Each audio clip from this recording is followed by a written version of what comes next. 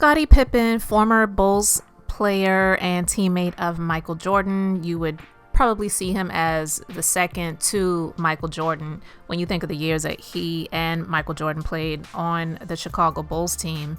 He is writing a memoir and he is old. He is definitely slamming Michael Jordan and the documentary that came out on Netflix last year called The Last Dance, because he doesn't feel that he or his teammates' contributions to the team were acknowledged.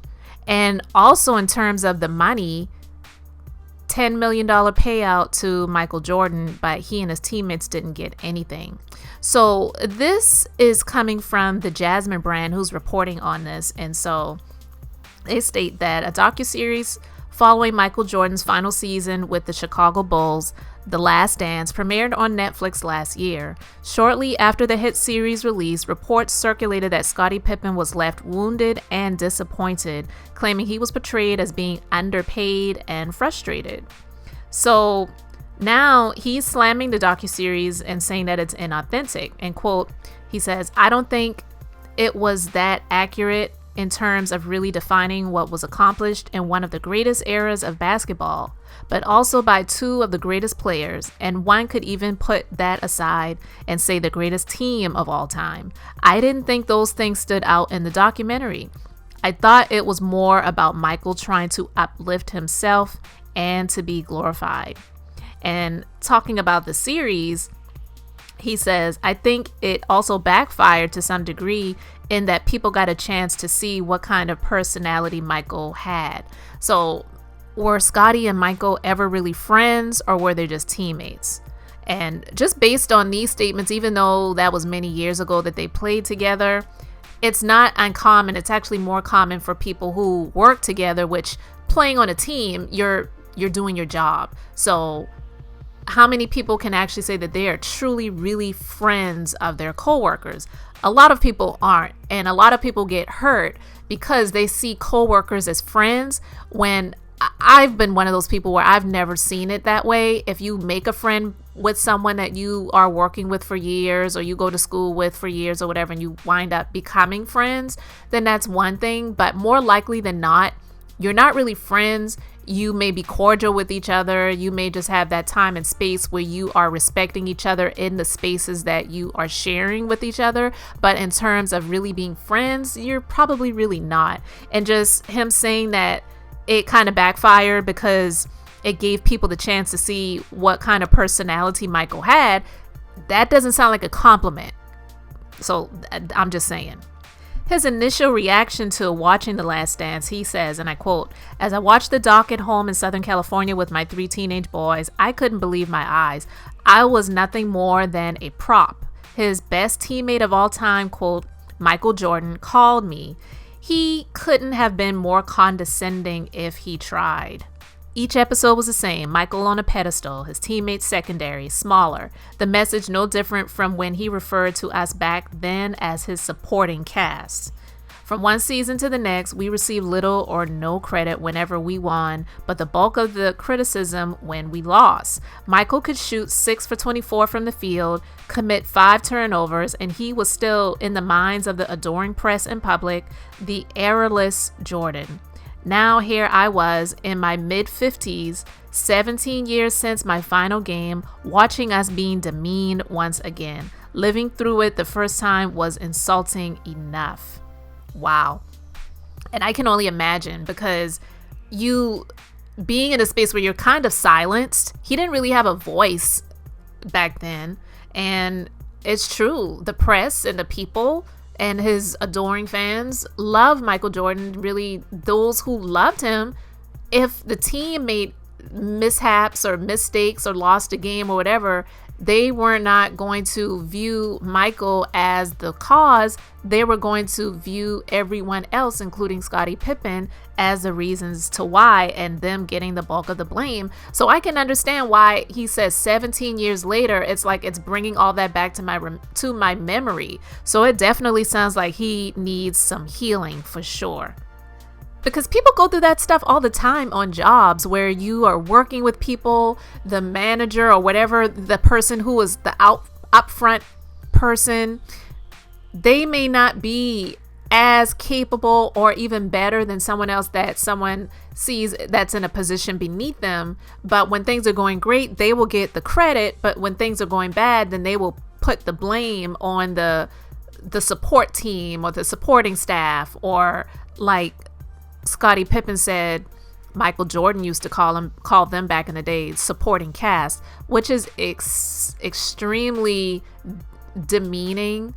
It's absolutely ridiculous. And so I can see why 17 years later, hearing this and seeing all of this like brought back to his memory, that he would be pissed about it. I really understand that. So he goes on to say, over the next few weeks, I spoke to a number of my former teammates who each felt as disrespected as I did. How dare Michael treat us that way after everything we did for him and his precious brand. Michael Jordan would never have been Michael Jordan without me, Horace Grant, Tony Kukoc, John Paxson, Steve Kerr, Dennis Rodman, Bill Cartwright, Ron Harper, BJ Armstrong, Luke Longley, Will Perdue, and Bill Wennington. I apologize to anyone I've left out. And then he goes on to say, to make things worse, Michael received $10 million for his role in the doc, while my teammates and I didn't earn a dime. Another reminder of the pecking order from the old days. For an entire season, we allowed cameras into the sanctity of our locker rooms, our practices, our hotels, our huddles, our lives. And so, yeah, Scottie Pippen is pissed, and I can understand why. Just him laying this out like that, and the fact that he had the wherewithal, just the thought process to sit there and try to name all of the names and apologizing for anyone that he's left out. That's really big of him. And we may not know Michael Jordan personally, but you can see just in some of the public things that we've been able to see about him over the years that he doesn't seem to be the most, when it comes to caring, I'll just put it that way, about people.